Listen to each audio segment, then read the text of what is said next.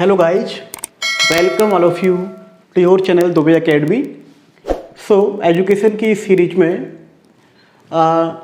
Today we will represent lecture 2। If you have not seen our previous lecture 1 then please see it, the link is given here. In lecture 1 we have discussed about rest, motion, distance, displacement etc. That is the main concept or the basic concept of this chapter. So if you have not seen that lecture 1 then please see it. Today our lecture 2 of chapter 8 motion of class 9th physics. Today we will study the following topics and that topics are graphical representation of motion, यानी कि motion को हम graph के through किस तरीके से हम represent करते हैं। How can we represent motion through a graphics. इसमें आपका डिस्टेंस टाइम, डिस्टेंस को एस इंडिकेट करते हैं, टाइम को स्मॉल टी से इंडिकेट करते हैं, तो डिस्टेंस टाइम ग्राफ। और इसका एक और नेम है, this graph is also known as position time graph. Okay, so today we will study about distance time graph. After that we will study about velocity time graph. V velocity actually vector quantity के लिए arrow लगाया जाता है, लेकिन generally इसमें direct लिखा जाता है। वोल्ट लेटर में आप इसको लिख सकते हो VT ग्राफ, वेक्टर क्वांटिटी को रिप्रेजेंट करता है। तो velocity time graph and distance time graph we have to study. Okay, so now देखिए, ग्राफ आप लोगों ने जनरली मैथमेटिक्स में आप लोगों ने बनाया होगा, आप लोगों ने उसको देखा भी होगा। आप लोगों ने ग्राफ पेपर देखा होगा, जनरली ग्रीन कलर का होता है, जिसमें हॉरिजॉन्टल और वर्टिकल क्रॉस्ड लाइंस होती हैं, है ना। अगर आपने नहीं देखा हो तो ये देखिए, ग्राफ पेपर आपके सामने है। ग्राफ पेपर में आपको दिख रहा होगा किस तरीके से यहाँ पे क्रॉस्ड लाइंस दी हुई है, बहुत सारी लाइंस बनी हुई हैं, कुछ लाइंस डार्क हैं, कुछ लाइन बहुत छोटी छोटी हैं। इस ग्राफ में आपको दिख रहा होगा। सो देखिए, एक्चुअली हम जनरली जो ग्राफ बनाते हैं वो ग्राफ पेपर का यूज करके बनाते हैं, क्योंकि उससे जो ग्राफ्स बनते हैं बहुत ही स्मूथ और एकदम फाइन बनते हैं, जिससे उसको क्लियरली समझना बड़ा आसान हो जाता है। लेकिन यहाँ पर बोर्ड का यूज करके मैं बोर्ड पर आपको ग्राफ बना करके बताऊँगा। इसको अगर आपने समझ लिया then you can easily draw it on the graph paper. आप इसको आसानी से ग्राफ पेपर पर इसको आप बना सकते हैं। Clear to all. सो देखिए, पहले ग्राफ का मैं आपको बेसिक बताऊं या ग्राफ के बारे में बताऊं। ग्राफिकल रिप्रेजेंटेशन बहुत मायने रखता है। जनरली क्या होता है कि जैसे अभी इस समय कोरोना चल रहा है, इस टाइम पे आप लोग कोरोना केसेस का अगर आप स्टडी करें तो बहुत सारा मैथमेटिकल डेटा आपके सामने होता है कि पर्टिकुलर मार्च के शुरुआत से लेकर के अभी तक जुलाई फर्स्ट वीक तक कितना केसेस बढ़े या कितने डिक्रीज हुए, तो उस डेटा को स्टडी करना that will be very complicated, बहुत कठिन होगा।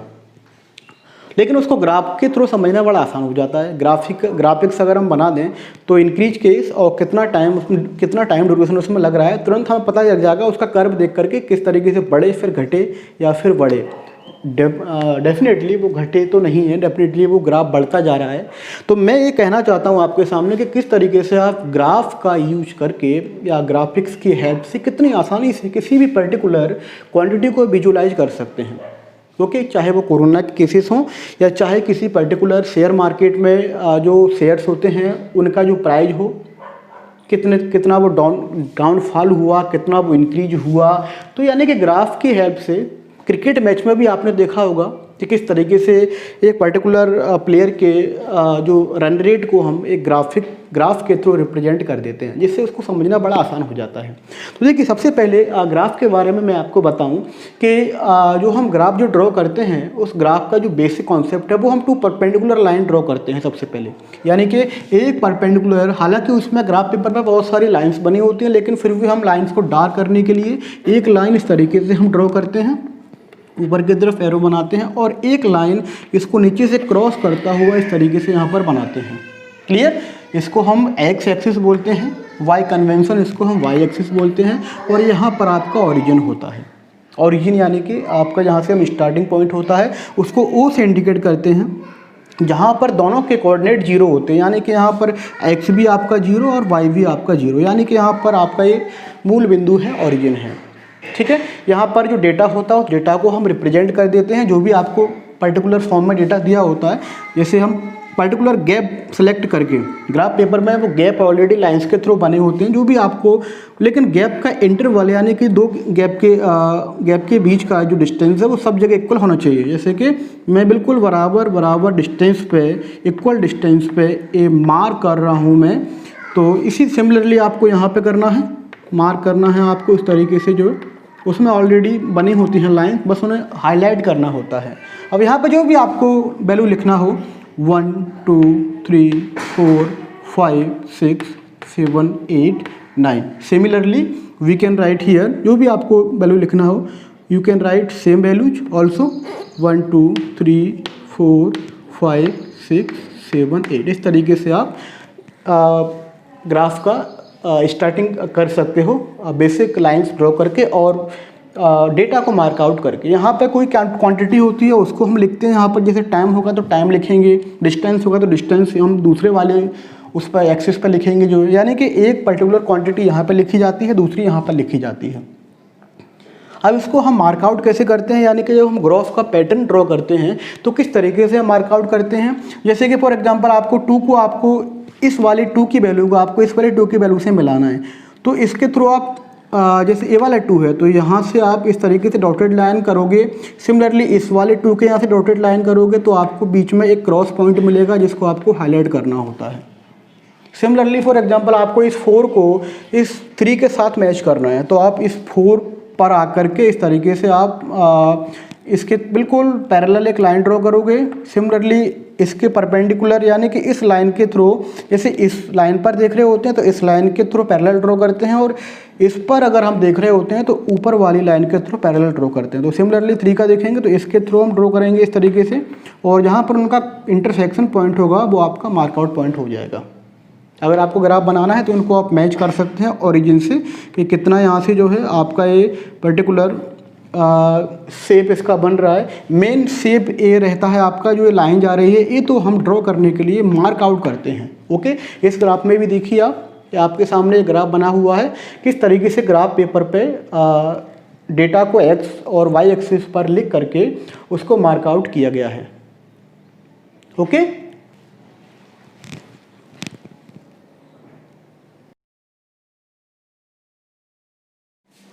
Now let's learn distance time graph. Okay, अभी जो बेसिक था आपने उस बेसिक को आपने समझा कि किस तरीके से हम ग्राफ पेपर का यूज करके 2 परपेंडिकुलर लाइन ड्रॉ करके एक्स और वाई एक्सिस इंडिकेट करके वैल्यूज को लिख करके किस तरीके से पॉइंट्स को हम मार्क आउट करते हैं। Now we will study how we can draw distance time graph, HT graph और position time graph. Okay, so let's learn distance time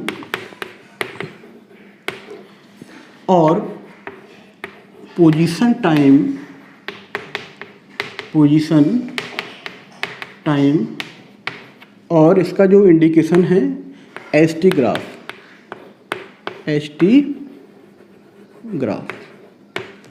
देखिए, so first of all we will draw 2 perpendicular line.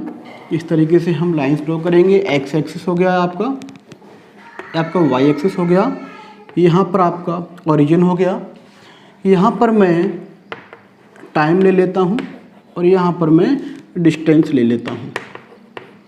Okay, मैं short में लिख देता हूँ distance. Okay, ऐसा unit इसका metre है तो मीटर लिखूँगा, इसका सेकंड है तो यहाँ पर मैं सेकंड इंडिकेट करूँगा। ठीक है, तो ये मैंने जनरल ग्राफ ये मैंने ड्रॉ कर लिया। ना अब मुझे किस डेटा के अकॉर्डिंग इस ग्राफ को बनाना है। तो देखिए, generally distance time graph represents the position of an object with respect to time, यानी कि जो डिस्टेंस टाइम ग्राफ है ये इंडिकेट करता है, ये बताता है कि कोई ऑब्जेक्ट का पोजीशन टाइम के रिस्पेक्ट में कहाँ है। यानी कि हम ग्राफ का नेचर देख करके समझ जाएंगे कि आपका ऑब्जेक्ट कहाँ पर है या किस तरीके से वो डिस्टेंस कवर कर रहा है, किस तरीके का वो मोशन कर रहा है। तो देखिए, सबसे पहले इसमें मैं फर्स्ट केस या नंबरिंग कर देते हैं इसका 1। पहला जो केस है वो मैं देखता हूँ, व्हेन बॉडी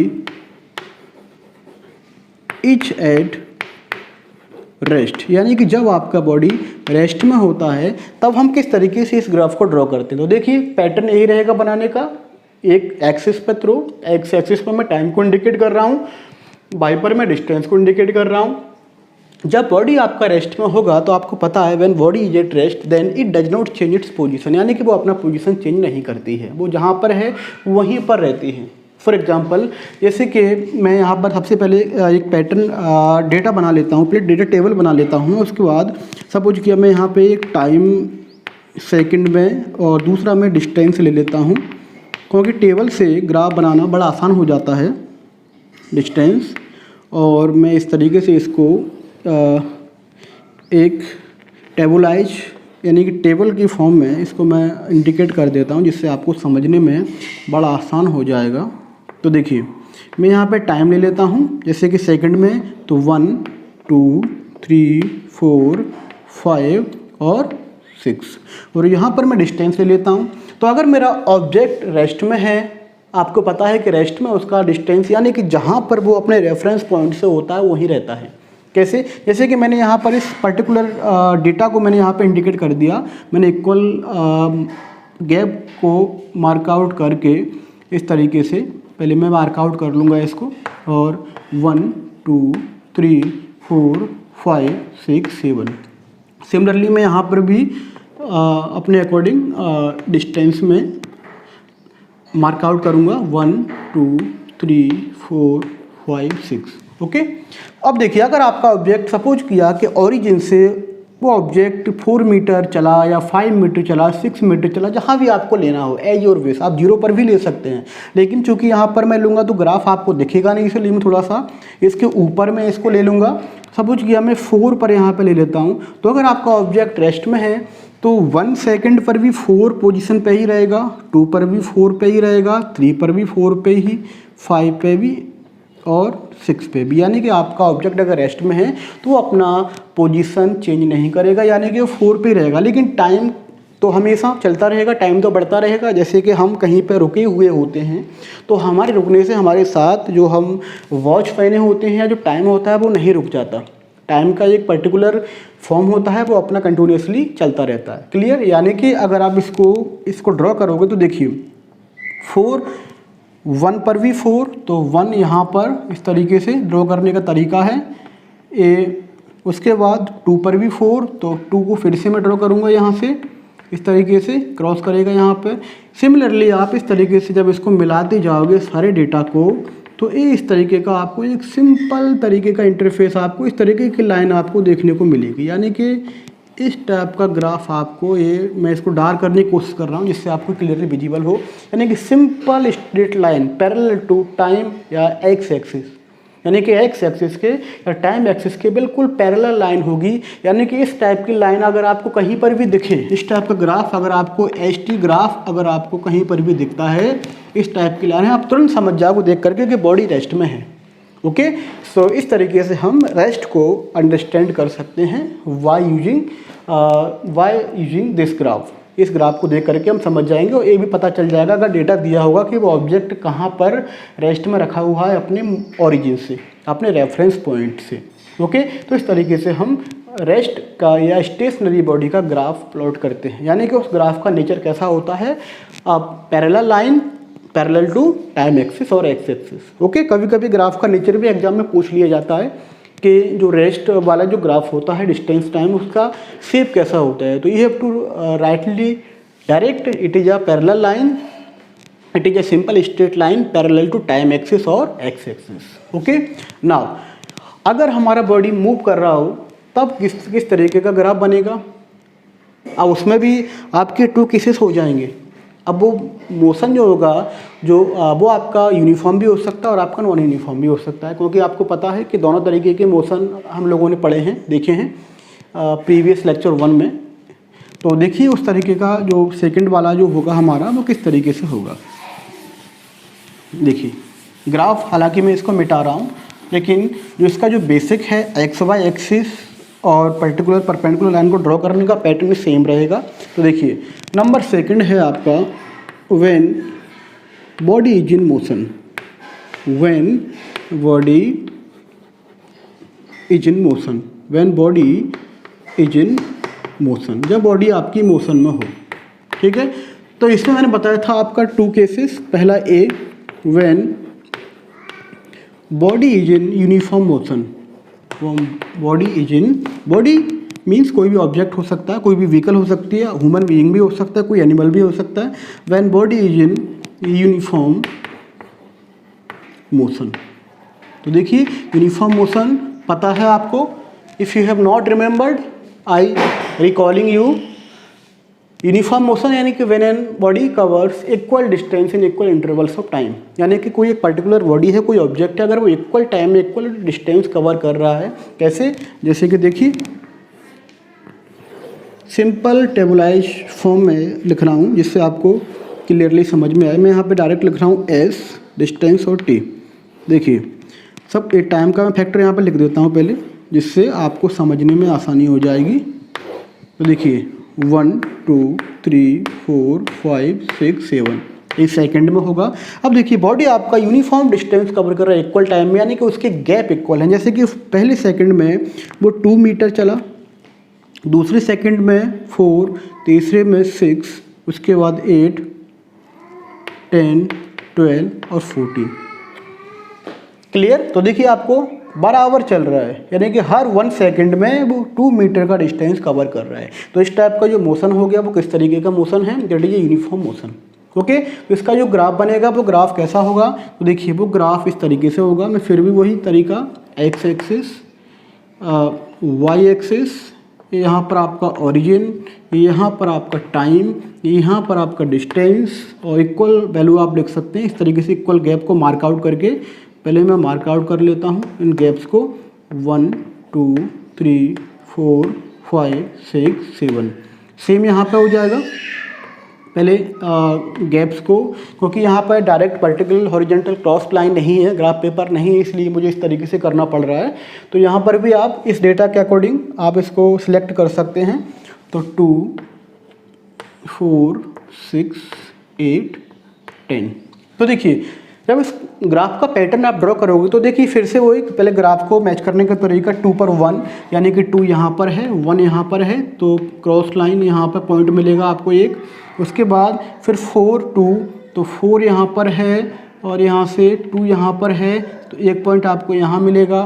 उसके बाद 6 3 पर है, इस तरीके से आप लाओगे तो यहाँ पर आपको 3 मिलेगा। सिमिलरली आप 8 का देखेंगे और आपको 8 का मिलेगा यहाँ पर जो है, यानी कि इस तरीके का यहाँ पर एक सिंपल इन पॉइंट्स को आप मिलाओगे, सिंपल आपको एक स्लैंटेड तिरछी लाइन, लेकिन स्ट्रेट होगी लाइन, वो इस तरीके से आपको देखने को मिलेगी। क्लियर? तो इस तरीके से इसको आप फर्दर चाहें तो और भी पॉइंट्स को आप मिला सकते हैं इस तरीके से जो है। तो इस तरीके का ग्राफ डायरेक्टली यहाँ पर बना रहा हूँ। इस तरीके का अगर डिस्टेंस टाइम ग्राफ आपको कहीं देखने को मिले तो आप तुरंत समझ जाओगे कि बॉडी मोशन में है, लेकिन वो मोशन यूनिफॉर्म है। ओके, तो इस तरीके से आप किसी पर्टिकुलर मोशन का ग्राफ देख करके आप तुरंत समझ जाओगे कि वो किस तरीके का मोशन वो बॉडी पर्टिकुलर कर रही है। Clear to all? ठीक है ना? ये लाइन चाहे हम मिटा भी सकते हैं बाद में, क्योंकि मेन आपका ये जो ग्राफ का फाइनल पैटर्न होता है, किस तरीके का वो पैटर्न होता है। Clear to all? नाउ अब देखिए इस ग्राफ की हेल्प से, इन ग्राफ की हेल्प से हमें कुछ इंपॉर्टेंट इन्फॉर्मेशन भी हम ऑब्टेन कर सकते हैं। ओके, तो वो इंपॉर्टेंट इन्फॉर्मेशंस क्या होती हैं? तो देखिए अगर मुझे कहीं डिस्टेंस टाइम ग्राफ दिया हो और मुझे उस डिस्टेंस टाइम ग्राफ की हेल्प से अगर स्पीड निकालना हो उस ग्राफ के किसी भी 2 पॉइंट्स के बीच में, जैसे कि मुझे पता करना है, सपोज किया कि ये 2 पॉइंट्स हैं, सपोज किया ए पॉइंट ए है, दूसरा पॉइंट बी है, मुझे ये पता करना है कि ए और बी के बीच में ऑब्जेक्ट ने का स्पीड कितना था। या मुझे कहीं पर भी मैं कोई भी पॉइंट ले सकता हूँ, दो यानी किसी भी पर्टिकुलर 2 पॉइंट्स के बीच में अगर मुझे ये पता करना हो, if we want to find the speed between any 2 points in the graph, then how can we find it? कैसे इसको हम मैथमेटिकली फाइंड कर सकते हैं, तो वो आपको समझना है। तो देखिए मुझे ए और बी के बीच में पता करना है। सबसे पहले ए और बी पॉइंट्स को आप इस तरीके से हाईलाइट करिए, मार्क आउट करिए। उसके बाद इसको आप इस पैरेलल लाइन इस तरीके से ड्रॉ करके यहाँ पर एक ट्रायंगल टाइप का पैटर्न बना लीजिए, जिससे आपको पता चल जाएगा कि यहाँ पर जो वैल्यू है वो टाइम का कितना वैल्यू है। ओके, तो ये ट्रायंगल टाइप का आपको दिख रहा होगा, इसको सी बोल दीजिए। तो ए बी सी एक ट्रायंगल हो गया, और जहाँ से आपने ये शुरू किया था वहाँ को सपोज किया ये एंगल कितना है आपका, थीटा है। ये थीटा एंगल मैंने यहाँ पर बना दिया, और ये कितना है ये आपको दिख रहा है, ये तो 90 है। ओके, ये आपका एंगल हो गया 90। देखिए जनरली स्पीड का जो फॉर्मूला होता है, स्पीड का वो कितना होता है, speed equal to distance upon time, ये फॉर्मूला होता है। ओके, तो अगर मुझे यहाँ पे डिस्टेंस लेना है, सपोज किया यहाँ से यहाँ तक का मुझे डिस्टेंस लेना है, तो डिस्टेंस कितना है, तो देखिए सपोज किया वैसे मुझे वैल्यू दिया हुआ है कि यहाँ पर 8 है, यहाँ पर 10 है, यानी कि सी पर आपका 8 मीटर था और बी पर 10 मीटर यानी कि 2 मीटर और चला। तो मैं इसको S1 बोल देता हूँ, एक मैथमेटिकल तरीके से रिप्रेजेंट करने के लिए यहाँ पर इसको मैं S2 बोल देता हूँ। तो BC के बीच में कितना होगा गैप, BC के बीच में होगा S2 माइनस S1, तभी तो निकलेगा। अगर मैं 10 में से 8 माइनस करूँगा तभी तो इन दोनों के बीच का निकल के आएगा 2 मीटर। तो मैं इसको सिंपल फॉर्मूले की टर्म में लिख रहा हूँ, S2 minus S1 divided by T। Time कितना लगा, आप देखो टाइम के नीचे वाला फैक्टर आएगा, सपोज कि यहाँ पे T1, यहाँ पे T2, हालांकि मुझे पता है कि यहाँ पर 4 है, यहाँ पर 5 है। ओके, सो फिर वही तरीका मैथमेटिकल तरीका T2 माइनस T1, यानी कि इस तरीके से इसको S2 माइनस S1 क्या है आपका BC है, और T2 माइनस T1 ये जो है वो क्या है आपका, वो AC है, यानी कि BC अपॉन AC।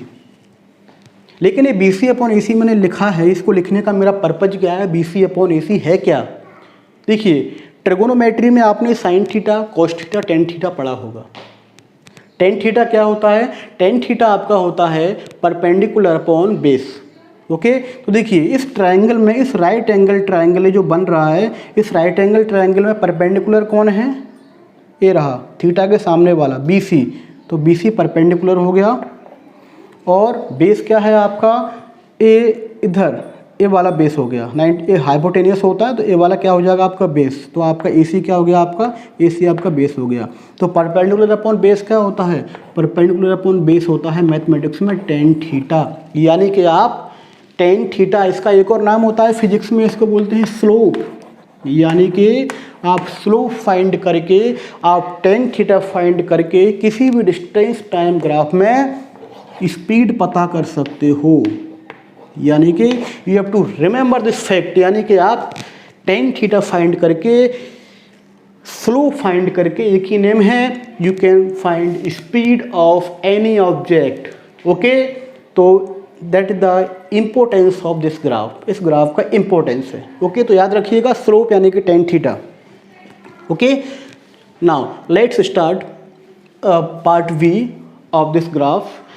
अगर आपका बॉडी नॉन यूनिफॉर्म मोशन कर रहा है, यूनिफॉर्म नहीं है, तब क्या होगा, तब देखिए मैं इसी ग्राफ में मॉडिफिकेशन, ग्राफ में हालांकि मैं मिटा देता हूँ, लेकिन इसमें मैं यहाँ पे एक ही जगह B कर दूंगा, और ए वाले जो वैल्यूज हैं डिस्टेंस कवर करने की, इनको मिटा देता हूँ। आपको ऐसा नहीं करना है भाई, ये तो copy fair copy rough copy की तरह दिखेगी, है ना आपको।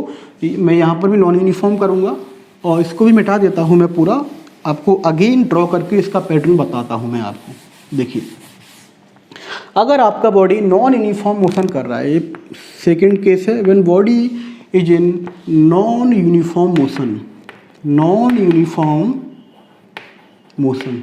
तो देखिए नॉन यूनिफॉर्म मोशन वाले केस में क्या होता है, देखिए जनरली नॉन यूनिफॉर्म केस में क्या होगा, बॉडी का जो डिस्टेंस कवर करने का जो तरीका है, जो बॉडी डिस्टेंस कवर करेगी उसका अनइक्वल होगा interval as compare to time. यानी कि सपोज किया पहले जो भी आपको वैल्यू लेना हो 2, उसके बाद फिर हो गया आपका सपोज किया 3, उसके बाद हो गया 5, हाँ उसके बाद हो गया आपका 8, उसके बाद हो गया आपका 11, फिर हो गया आपका 14 एंड सो ऑन, और भी ले सकते हैं आप, फिर हो गया आपका 17। यानी कि यहाँ पर आपको दिख रहा होगा, यहाँ पर आप इसको 19 भी कर सकते हैं। मुझे ये शो करना है बस कि इनके बीच में जो गैप होगा वो अनइक्वल होगा। तो देखिए पहले 1 था, इसके बाद 2 हो गया, फिर 3 हो गया, फिर 3 हो गया, उसके बाद फिर आपका 3 हो गया। यहाँ पर भी आप चेंज कर सकते हो, चाहे तो इसको जगह 15 या 16 कर सकते हो, ठीक है ना। उसके बाद फिर 2 हो गया, यानी कि इनके बीच में जो गैप है स्टार्टिंग से लेकर के एंड तक वो सेम नहीं है। यानी कि ये अनइक्वल डिस्टेंस कवर कर रही है बॉडी इक्वल टाइम इंटरवल में, यानी कि वो गाड़ी अपना स्पीड, हालांकि उसका डिस्टेंस कवर करने का बढ़ रहा है, यानी कि वो गाड़ी अपनी जो व्हीकल है या जो ऑब्जेक्ट है वो उसका चलने का जो तरीका है वो या तो वो अपनी स्पीड को देखो, या तो उसने जहाँ पर ये वैल्यू कम हुआ है वहाँ तो उसने अपनी स्पीड को कम किया होगा, और जहाँ पे ये वैल्यू ज़्यादा इनके बीच में जो गैप कम है वहाँ पर उसका स्पीड जो है उस बॉडी का बढ़ गया होगा। यानी कि सिंपल सी बात है, जैसे अगर किसी रोड पे ट्रैफिक होता है या कहीं पर जाना ब्रेकर या गड्ढे होते हैं तो वहाँ पर हमारी जो व्हीकल है, जो गाड़ी है, उसको उसका चलने का जो पैटर्न है वो यूनिफॉर्म कभी नहीं होता है, वो अनइक्वल तरीके से मूव करती है। कहीं पर ब्रेक लगा दिया, कहीं पर स्पीड कम कर दी, कहीं पे बढ़ा दी, तो इस तरीके का जो मोशन होता है that motion is called non uniform motion. जबकि यूनिफॉर्म में क्या होता है, यूनिफॉर्म में एकदम आपको नीट एंड क्लीन सरफेस होता है, जहाँ पर कोई ऑब्स्ट्रक्शन, कोई रेस्ट्रिक्शन नहीं होता है, कोई क्राउड नहीं होता है, कोई ब्रेकर नहीं होता है, एकदम क्लीन हाईवे की तरह रोड होता है, एक्सप्रेस वे की तरह रोड होता है, और गाड़ी या व्हीकल या कोई पर्टिकुलर ऑब्जेक्ट एकदम स्मूथली बिना किसी रोक टोक के सेम स्पीड से चल रहा होता है। तो उसको हम क्या बोलते हैं, उसको हम बोलते हैं यूनिफॉर्म। ओके, तो इसका let's draw pattern of this graph. इस ग्राफ का पैटर्न मैं ड्रॉ करूँगा। यहाँ पर मैं सिमिलरली अपना पुराना तरीका एक्स एक्सिस वाई एक्सिस, यहाँ पे इक्वल इंटरवल ले लिया मैंने, सेम हियर, टाइम और डिस्टेंस मार्क कर दीजिए 1 2 3 4 5 6 7। इसको भी इसके अकॉर्डिंग लीजिए। यहाँ पर आपको देखिए, यहाँ पर थोड़ा सा ये डिफरेंट है, लेकिन आपको यहाँ पर इक्वल गैप शो करना होता है, जैसा कि मैंने आपको पहले बताया। 2 4 6 8 10 12 14, ठीक है। ये इक्वल दिखाना पड़ता है यहाँ पर, इसलिए मैंने इक्वल इंटरवल लिया हुआ, लेकिन डेटा के अकॉर्डिंग इसको मैं अभी आपको दिखाता हूँ कैसे होगा। देखिए 2 1, तो 2 को 1 से मैच कराएंगे तो इस तरीके से ए पॉइंट आपको यहाँ पर आपको मिलेगा। सिमिलरली 3 2, तो 3 देखो कहाँ पर होगा। देखो जब आप ग्राफ पेपर का यूज करोगे तो उसमें बहुत छोटी छोटी माइनर लाइंस बनी होंगी, पतली पतली, जहाँ पर आपको जैसे मुझे 2 के बीच में 2 के बाद 4 आया, तो डेफिनेटली यहाँ के बीच में क्या होगा, 3 होगा। ओके, मतलब यहाँ पर आपका 3 होगा, इसके बाद 4 होगा। सिमिलरली 4 के बाद 6 आया तो बीच में क्या होगा, 5 होगा। यानी कि जितना ज़्यादा गैप होगा उतने ज़्यादा उसके बीच में पार्ट्स होंगे। तो 3 कहाँ पर होगा, 3 इसका जस्ट बीच में होगा, और 3 पर ए आपका 2 है, तो 3 इस तरीके से आपको यहाँ पर ए आपका 2 मिलेगा। क्लियर। इसके बाद आपको 5 है, 5 भी कहाँ पर होगा, 4 के जस्ट बाद होगा, तो 5 पर 3 है, इस तरीके से ये आपको 5 पे आपका ए 3 हो जाएगा, पॉइंट यहाँ पर आपका जो इस तरीके से। उसके बाद आपका 8 पे आओगे तो 8 पर आपका 4 मिलेगा, इस तरीके से आप 8 का आप ड्रॉ करोगे तो इस तरीके से आपको ये यहाँ पर आपको 4 मिलेगा। उसके बाद 11 पे आपको 5 मिलेगा, 11 10 के जस्ट बाद होगा, तो यहाँ पर हम सिंपल मैथमेटिक्स का यूज करके 11 पे आपको 5 है, इस तरीके से आपको 5 यहाँ पर आपको मिलेगा। उसके बाद 16 पे आपका 6 है, तो 14 के बाद 15 और 16, तो यहाँ पर आपका इस तरीके से यहाँ पे देखोगे तो आपको ये 6 मिलेगा, एंड सो ऑन। और भी बहुत ज़्यादा बड़ा डेटा है, इसको हम ड्रॉ कर सकते हैं, काफ़ी लेंदी है, और भी इसको लंबा करके हम स्किल का यूज करके हम इसको बना सकते हैं। ओके, तो देखिए अब ये पॉइंट्स जब आप देखने को आपको मिलेंगे तो देखा होगा ये पॉइंट एकदम सीधे नहीं जाएंगे। अगर मैं इस तरीके से इनको बनाऊँ तो देखिए आप किसी बुक का या किसी पर्टिकुलर ऑब्जेक्ट का यूज करके, देखिए मैं पेन का यूज करके आपको बता रहा हूँ, ये जो पॉइंट हैं ये आपको एकदम स्ट्रेट आपको नहीं मिलेंगे। देखिए यानी कि ये इस तरीके से इनको अगर मैं सिंपल तरीके से मिलाऊँ तो इस तरीके से ये जो है आपके मिलेंगे इस तरीके से। यानी कि ये एक स्ट्रेट लाइन, स्लेंटेड तिरछी लाइन ना होकर के एक कर्व लेती हुई लाइन है। या सिंपल तरीके से मैं बात करूं तो इस तरीके से कर्व लेकर के आपका ये डायग्राम बन रहा है। यानी कि इस तरीके का जो रिप्रेजेंट होगा that will represent non uniform motion या non uniform distance time graph. हो सकता है ये ग्राफ कभी इस तरीके का आपको देखने को मिले, इस तरीके का भी, है ना। ये जब देखने को मिलता है जब आपका बॉडी का जो डिस्टेंस कवर करने का जो तरीका है वो इस तरीके से कि डिस्टेंस कम होती जाए। यानी किसी चलती हुई गाड़ी में हम ब्रेक लगा दें तो उसका ग्राफ फिर डाउन होता जाएगा, लेकिन एक ग्राफ इंक्रीजिंग का है, बढ़ती हुई का है, लेकिन नॉन यूनिफॉर्म तरीके से बढ़ रही है, इसलिए वो कर्व ले गया। ओके अगर वो नॉन यूनिफॉर्म तरीके से घटेगी तो इस तरीके से आपका ग्राफ नीचे की तरफ आएगा। Okay so this type of graph represents non-uniform and uniform motion of a particular object. Clear to all? Now second graph, that is velocity time graph. Okay, VT time graph. So let's see the nature of this graph, shape of this graph, and what kind of information we can obtain by this graph. Okay let's see. देखिए velocity time graph, velocity time graph या इसका जो nomenclature है वो हम VT dark भी बना सकते हैं, VT ग्राफ। देखिए VT graph represents velocity of an object with respect to time, यानी किसी ऑब्जेक्ट की वेलोसिटी को टाइम के साथ किस तरीके से उसमें चेंजेज होते हैं, उसको एक ग्राफिकल फॉर्म में किस तरीके से रिप्रेजेंट किया जाता है, वो एक ग्राफ इंडिकेट करता है।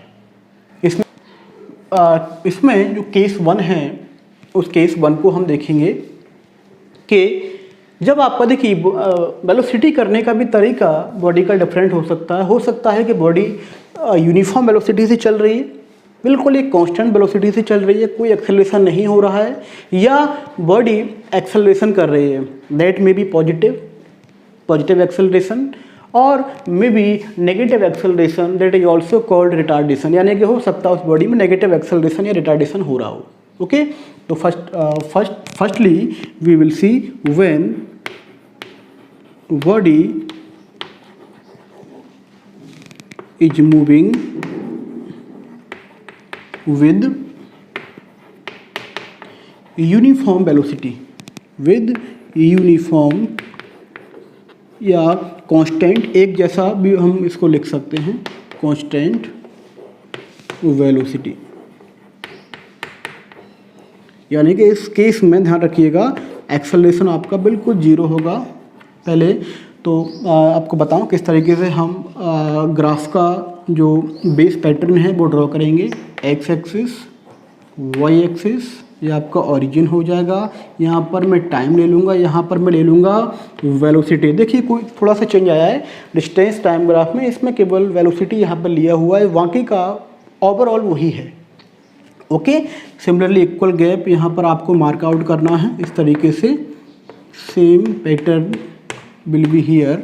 नाउ अब मुझे कैलकुलेट करने के लिए एक डेटा टेबल बनाना होगा, क्योंकि उससे बड़ा आसान हो जाता है समझना। तो देखिए मैं वेलोसिटी मीटर पर सेकंड में आपका होता है, और आपका ये टाइम एक इसमें होता है आपका, ऐसा यूनिट क्या है टाइम का, सेकंड।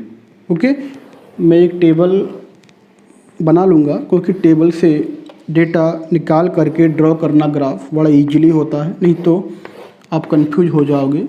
तो देखिए मैं टाइम 1 2 3 4 5 6, यहाँ पर भी आप लिख दीजिए 1 2 3 4 5 6 7। ओके अब यहाँ पर वेलोसिटी, यानी कि उस पर्टिकुलर ऑब्जेक्ट का जो वेलोसिटी है वो बिल्कुल कांस्टेंट है, यानी कि यूनिफॉर्म है। जैसे कि अगर व्हीकल आपका सपोज किया 5 मीटर पर सेकेंड की स्पीड से वेलोसिटी से चल रही है, तो उसका कोई भी टाइम इंटरवल हो उसका 5 ही रहेगा, यानी कि यहाँ भी 5, यहाँ भी 5, यहाँ भी 5, यहाँ भी 5, यहाँ भी 5, यहाँ भी 5, यानी कि वो बॉडी जो है उसका यूनिफॉर्म कांस्टेंट वेलोसिटी है, चेंज नहीं हो रहा है, ना तो घट रहा है ना बढ़ रहा है। तो जब मैं इसको मार्क आउट करूँगा 1 2 3 4 5 6, तो जब मैं इसका ड्रॉ करूँगा तो देखिए 5 पर वेरिएशन दिखा रहा है, यानी कि 5 पर ही आपका 1 आएगा, 5 पर ही आपका 2 होगा, 5 पे ही आपका 3 होगा।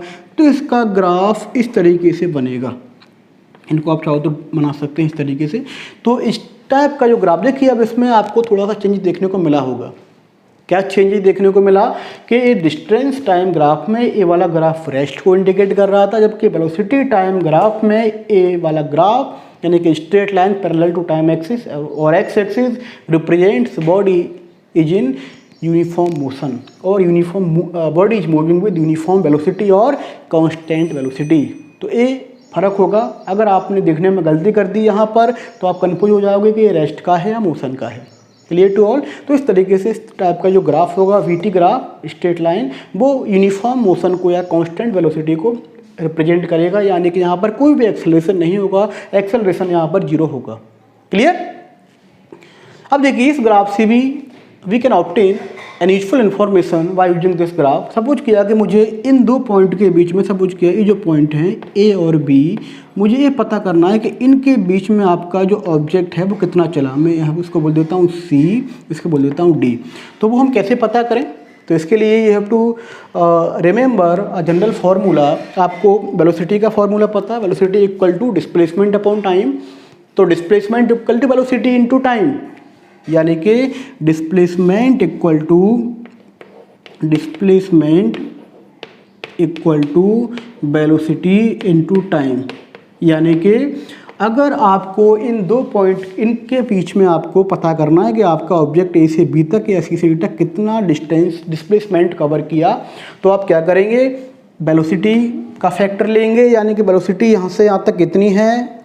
ए वेलोसिटी है सी ए, यानी कि इसका वैल्यू कितना है? 5 है। तो पहले तो मैं इसको सी ए लिखूँगा इनटू टाइम कितना है? टाइम सी डी है, यानी कि ए आपका 3/4 यानी कि 1 सेकेंड है, तो इनटू सी डी।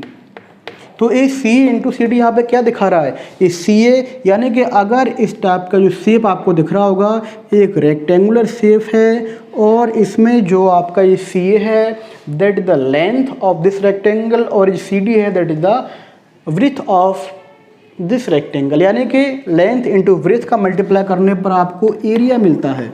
यानी कि अगर वेलोसिटी टाइम ग्राफ में किसी भी पर्टिकुलर 2 पॉइंट के बीच में एरिया निकाला जाए तो दैट रिप्रेजेंट्स डिस्प्लेसमेंट, यानी कि वो डिस्प्लेसमेंट को इंडिकेट करता है।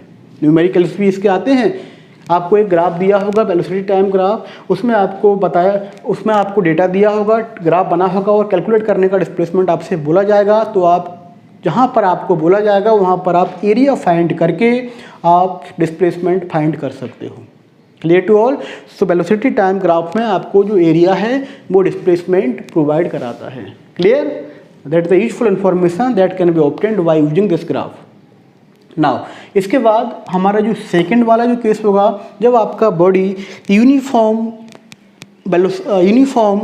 वेलोसिटी से एक्सेलरेशन करेगा, यानी कि वेलोसिटी उसका यूनिफॉर्म है पहले वाले केस में हमारा, लेकिन अब एक्सेलरेशन होगा। सपोज कि एक्सेलरेशन इंक्रीजिंग हो रहा है, तो देखिए अब किस तरीके से ये होगा आपका। तो ध्यान दीजिए आप, नंबर सेकंड केस में इसको यहाँ पर नंबर 2 करूँगा, ग्राफ को मिटाऊंगा, बाकी उसमें मैं चेंज नहीं करूँगा। देखिए now when number second, when body is moving with increasing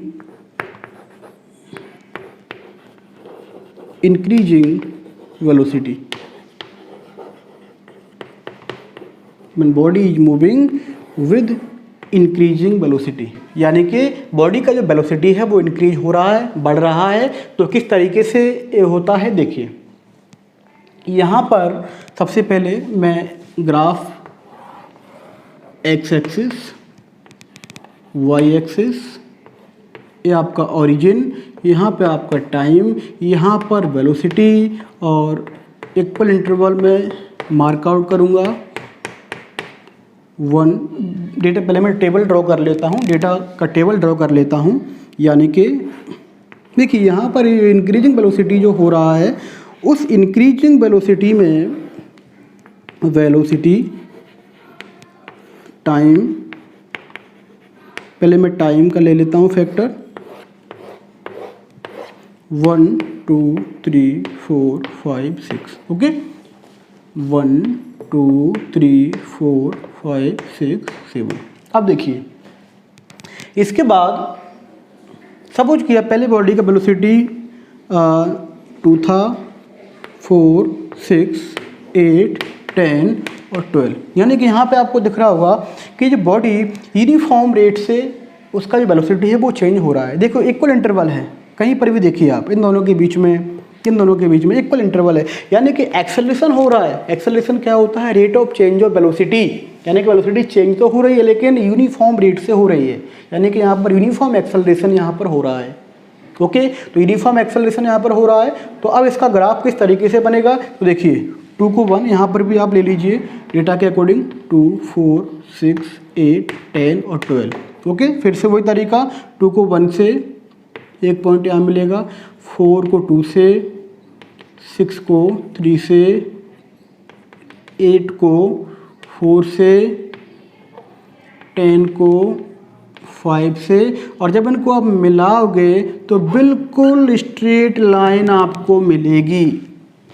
okay, यानी कि इसको भी आप मिला सकते हैं लास्ट वाले पॉइंट को भी।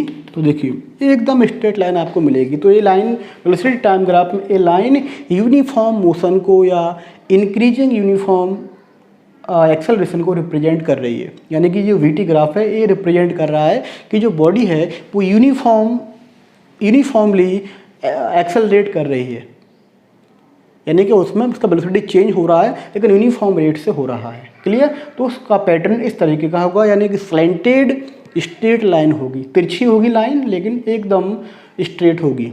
क्लियर? तो इस ग्राफ से भी अब हमें क्या यूजफुल इन्फॉर्मेशन मिलती है जिसका हम न्यूमेरिकल्स में यूज करते हैं। तो देखिए इस ग्राफ से भी हमें इंफॉर्मेशन मिलती है। देखो पहले आपने स्लोप फाइंड किया था इस ग्राफ में, डिस्टेंस टाइम ग्राफ में, इसमें आपने स्लोप पता किया था। स्लोप मैं फिर से बता रहा हूँ tan थीटा होता है मैथमेटिकली, और डिस्टेंस टाइम ग्राफ में स्लोप ने स्पीड दिया था। अब देखते हैं यहाँ पर वो क्या देता है।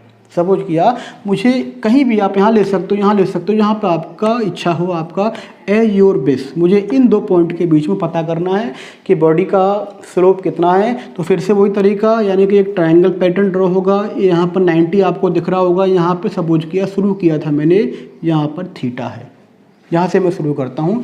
तो ए, बी और सी। तो अब देखिए यहाँ पे स्लोप क्या देगा, tan थीटा कितना होता है बताया था मैंने आपको, परपेंडिकुलर अपॉन बेस। परपेंडिकुलर कौन सा होगा?